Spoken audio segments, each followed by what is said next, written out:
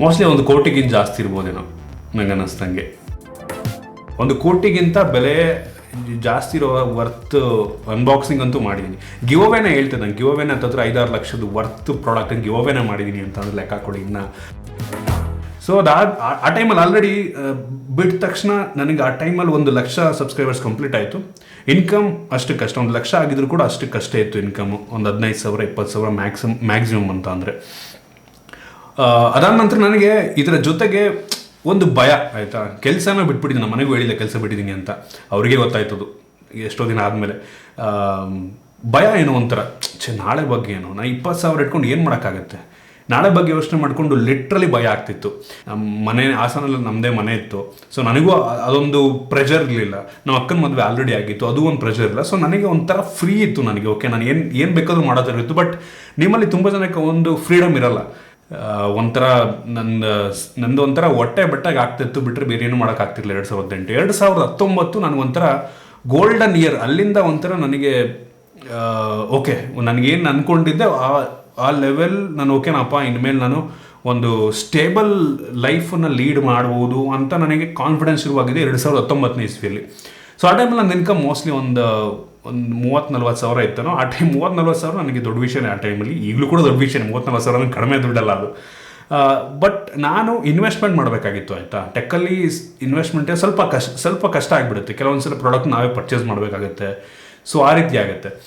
ಮತ್ತು ತುಂಬ ಜನ ಅನ್ಕೋತಿರ್ತಾರೆ ಆಯಿತಾ, ಬ್ರ್ಯಾಂಡ್ ಕಾಂಟ್ಯಾಕ್ಟ್ ಹೆಂಗೆ ಬೆಳೆಸ್ಕೊಂಡ್ರಿ ಅಂತ ತುಂಬ ಜನ ಕೇಳ್ತಾ ಇರ್ತಾರೆ. 2017 ಇಸ್ವಿಯಲ್ಲೇ ಒಂದು ಬ್ರ್ಯಾಂಡ್ ನನಗೆ ಕಾಂಟ್ಯಾಕ್ಟ್ ಮಾಡ್ತು. ಅವರು ಆ ಟೈಮಲ್ಲಿ ಒಂದು ಏಜೆನ್ಸಿ ಆಯಿತಾ, ಆ ಏಜೆನ್ಸಿಯವರು WD ಮತ್ತು ಸ್ಯಾಂಡಿಸ್ಕ್ ಕಂಪ್ನಿಯನ್ನು ಹ್ಯಾಂಡಲ್ ಮಾಡ್ತಾಯಿದ್ರು. ಅದೇ ಕಂಪ್ನಿ ನಂತರ ಸ್ಯಾಮ್ಸಂಗನ್ನು ಹ್ಯಾಂಡಲ್ ಮಾಡೋಕ್ಕೆ ಶುರು ಮಾಡ್ತು. ಸೊ ನನಗೆ ಆಲ್ರೆಡಿ WD ಕಡೆಯಿಂದ ಅದು ಕಾಂಟ್ಯಾಕ್ಟ್ ಆಗಿತ್ತು. ಬಟ್ ಅದೇ ಏಜೆನ್ಸಿಯವರು ನನಗೆ ಏನಕ್ಕೆ ಅಂದರೆ ನನ್ನ ಕಾಂಟ್ಯಾಕ್ಟ್ ಅವ್ರ ಹತ್ರ ಇತ್ತಲ್ವ. ಸೊ ನೆಕ್ಸ್ಟ್ ಏಜೆನ್ಸಿ ಸ್ಯಾಮ್ಸಂಗ್ ಅವ್ರು ತಗೊಂಡಾಗ ಅದೇ ಕಾಂಟ್ಯಾಕ್ಟ್ ಸ್ಯಾಮ್ಸಂಗ್ ಕಡೆ ನನಗೆ ಸಿಕ್ತು. ಸೊ ಹಂಗೆ ಲಿಂಕ್ ಬೆಳೀತಾ ಹೋಗುತ್ತೆ. ಆ ಏಜೆನ್ಸಿ ನೆಕ್ಸ್ಟ್ ಇನ್ಯಾವುದೋ ಕಂಪ್ನಿಯನ್ನು ಇದು ಮಾಡ್ಬೋದು. ಸೊ ಆ ರೀತಿ ಒಂದು ಏಜೆನ್ಸಿಯಿಂದ ಡಿಫ್ರೆಂಟ್ ಏಜೆನ್ಸಿಗಳು ಪರಿಚಯ ಆಗ್ತಾ ಹೋಗ್ತವೆ. ಸೊ ನಾನೇ ಯಾವತ್ತೂ ಅವರಿಗೆ ಕಾಂಟ್ಯಾಕ್ಟ್ ಮಾಡೋದಕ್ಕೆ ಹೋಗಿಲ್ಲ, ಮಾಡೋದಕ್ಕೆ ಹೋಗ್ಬಾರ್ದು, ಬೆಲೆ ಕೊಡಲ್ಲ. ನಾವು ಹೋದರೆ ಯಾರು ಕ್ಯಾರೇನಲ್ಲ ಅವರೇ ಯಾವಾಗ ಕಾಂಟ್ಯಾಕ್ಟ್ ಮಾಡ್ತಾರೆ ಆಗ ನಮಗೆ ವ್ಯಾಲ್ಯೂ ಜಾಸ್ತಿ, ನಾವು ಡಿಮ್ಯಾಂಡ್ ಮಾಡ್ಬೋದು ಅವರಿಗೆ. ಸೊ ಹಂಗೆ ನಿಧಾನವಾಗಿ ಶುರುವಾಯಿತು, ಒಂದೇ ದಿನಕ್ಕೆ ಆಗಲಿಲ್ಲ. 2017 ಫಸ್ಟು ಆ ಟೈಮಲ್ಲಿ ಸ್ಯಾಮ್ಸಂಗ್ ಅವರು ಮತ್ತು ಸ್ಯಾಂಡಿಸ್ಕ್ ಸಣ್ಣ ಡಿವೈಸ್ಗಳು ಕಳ್ಸೋಕ್ಕೆ ಶುರು ಮಾಡಿದ್ರು. 2018 ಒಂದು ಸ್ವಲ್ಪ ಜಾಸ್ತಿ ಆಯಿತು ಡಿವೈಸ್ಗಳು ಕಳಿಸುವಂಥದ್ದು. ಮೇನ್ಲಿ ಸ್ಯಾಮ್ಸಂಗ್ MI ಅವರಾಗಿರ್ಬೋದು, ಉಳಿದಿದ್ದು ಯಾವ ಬ್ರ್ಯಾಂಡ್ ಅವ್ರು ಅಷ್ಟು ಕಳಿಸ್ತಾರೆ. ಬಟ್ ಸ್ಯಾಮ್ಸಂಗ್ ಅವರಂತೂ ನನಗೆ ಆಲ್ಮೋಸ್ಟ್ ಎಲ್ಲ ಡಿವೈಸ್ ಕಳ್ಸೋಕ್ಕೆ ಶುರು ಮಾಡಿದರು.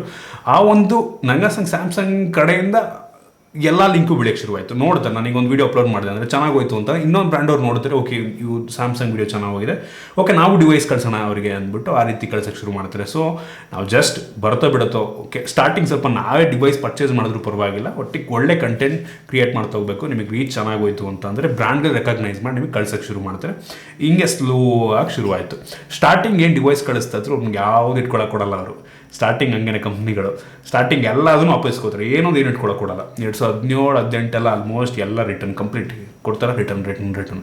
ಸೊ ಒಂಥರ ಗ್ರ್ಯಾಜುವಲ್ ಗ್ರೋತ್. ನನಗೆ ಯಾವುದು ವೈರಲ್ ಗ್ರೋತ್ ಅಂತ ಸಿಕ್ಕಿಲ್ಲ, ನಿಧಾನವಾಗಿ ಗ್ರೋ ಆಗ್ತಾ ಇದೆ. ಅದು ಒಳ್ಳೇದು ನಂಗೆ ಅನ್ನಿಸ್ತಂಗೆ. ವೈರಲ್ ಗ್ರೋತ್ ಸಿಕ್ಬಿಟ್ರೆ ಮೋಸ್ಟ್ಲಿ ಒಂದಿನ ಸಿಗುತ್ತೆ, ನೆಕ್ಸ್ಟ್ ಡೇ ಕಡಿಮೆ ಆದರೂ ಆಗ್ಬೋದು. ಜನ ಒಂದು ಹೈಪನ್ನು ಕಡಿಮೆ ಮಾಡ್ಕೊಂಡ್ಬಿಡ್ತಾರೆ. ಎಷ್ಟೋ ಸಲ ಕೆಲವೊಬ್ಬ ವ್ಯಕ್ತಿಗಳು ಪಟ್ಟಂತ ವೈರಲ್ ಆಗಿಬಿಡ್ತಾರೆ. ಅವ್ರಿಗೆ ಎಕ್ಸಾಂಪಲ್ ನಾನು ಹೇಳೋದಕ್ಕೆ ಹೋಗಲ್ಲ, ಯಾರು ಕೆಲವು ಜನ ವೈರಲ್ ಆಗಿಬಿಡ್ತಾರೆ. ಬಟ್ ನೆಕ್ಸ್ಟ್ ಡೇ ಒಂದು ವಾರ ನೋಡ್ತಾರೆ, ಒಂದು ತಿಂಗಳಾದಮೇಲೆ ಅವ್ರನ್ನ ಜನ ಯಾರು ಕೇಳೋರು ಇರಲ್ಲ. ಸೊ ಆ ರೀತಿ ಆಗಿಬಿಡುತ್ತೆ. ಸೊ ನಂಗೆ ಅನ್ನಿಸ್ತಂಗೆ ವೈರಲ್ ಗ್ರೋತ್ಗಿಂತ ಗ್ರ್ಯಾಜುವಲ್ ಗ್ರೋತು ನಂಗೆ ಅನ್ನಿಸ್ತಂಗೆ ಲಾಂಗ್ ಟರ್ಮ್ ನಿಮ್ಗೆ ಅಡ್ವಾಂಟೇಜ್ ಆಗಬಹುದು, ನನ್ನ ಒಪಿನಿಯನ್. ಬೇರೆಯವರಿಗೆ ಅದು 2019 ಪರವಾಗಿಲ್ಲ ಚೆನ್ನಾಗಿತ್ತು. ಬಟ್ 20 ಫಸ್ಟು 3-4 ತಿಂಗಳು ಲಿಟ್ರಲ್ ಯೂಟ್ಯೂಬ್ ರೆವೆನ್ಯೂ ಏನೂ ಇಲ್ಲ.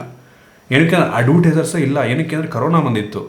ಏನು ಅಂದರೆ ಏನು ಅಡ್ವರ್ಟೈಸ್ ಇಲ್ಲ. ಲಿಟ್ರಲಿ ನೀವು ನಂಬಲ್ಲ, ಮೋಸ್ಟ್ಲಿ 6,000 ಬಂದಿದೆ ಮೋಸ್ಟ್ಲಿ ಒಂದು ತಿಂಗಳು ನನಗೆ. ಏಪ್ರಿಲಲ್ಲಿ 6,000, ನೆಕ್ಸ್ಟು ಮೇನಲ್ಲಿ 7-8,000, ಆಮೇಲೆ ಗ್ರ್ಯಾಜುವಲ್ ಜಾಸ್ತಿ ಆಯಿತು. ಏನಕ್ಕೆ ಆ ಟೈಮಲ್ಲಿ ಕರೋನಾ ಇರೋದ್ರಿಂದ, ಲಾಕ್ಡೌನ್ ಆಗಿರೋದ್ರಿಂದ ಅಡ್ವರ್ಟೈಸರ್ಸೇ ಇರಲಿಲ್ಲ, ಯಾರೂ ದುಡ್ಡೇ ಇಲ್ಲ ಆ ಟೈಮಲ್ಲಿ.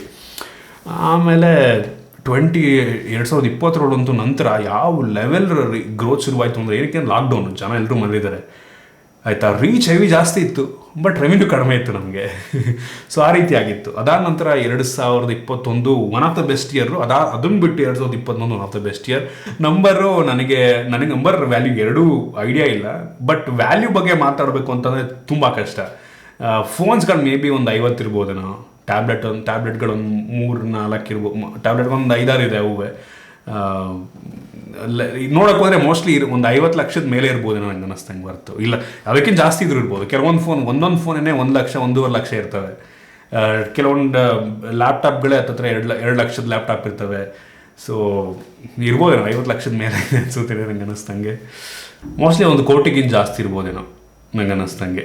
1 ಕೋಟಿಗಿಂತ ಬೆಲೆ ಜಾಸ್ತಿ ಇರೋ ವರ್ತ್ ಅನ್ಬಾಕ್ಸಿಂಗ್ ಅಂತೂ ಮಾಡಿದ್ದೀನಿ. ಗಿವೋವೇನ ಹೇಳ್ತೇನೆ ನಾನು, ಗಿವೋವೇನ ಹತ್ತತ್ರ 5-6 ಲಕ್ಷದ ವರ್ತ್ ಪ್ರಾಡಕ್ಟ್ ಗಿವೋವೇನ ಮಾಡಿದ್ದೀನಿ ಅಂತ ಅಂದ್ರೆ ಲೆಕ್ಕ ಹಾಕೊಳ್ಳಿ. ಇನ್ನು ಅನ್ಬಾಕ್ಸಿಂಗ್ ಎಷ್ಟು ಮಾಡಿರ್ಬೋದು ಅಂತ. ಎಷ್ಟೊತ್ತಲ್ಲಿ 4 ಲಕ್ಷದ ಲ್ಯಾಪ್ಟಾಪ್ನು ಮಾಡಿದ್ದೀನಿ, 5 ಲಕ್ಷ ಟಿ ವಿ ಮಾಡಿದ್ದೀನಿ.